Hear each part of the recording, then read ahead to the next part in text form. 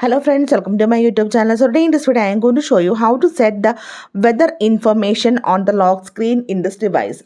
So if you go to the lock screen, you can see the weather information. This is 25 degree and you can see it is cloudy.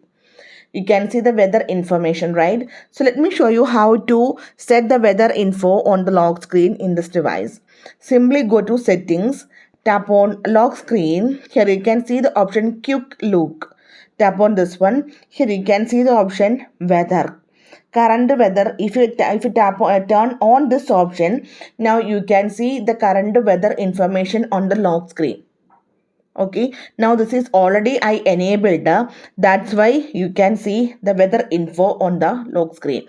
So in case if you disable this option, now go to the lock screen, you can see that weather information is not there, right? So to enable or to set the weather information on the lock screen, you need to turn on this one. Now go to the lock screen, you can see the weather info.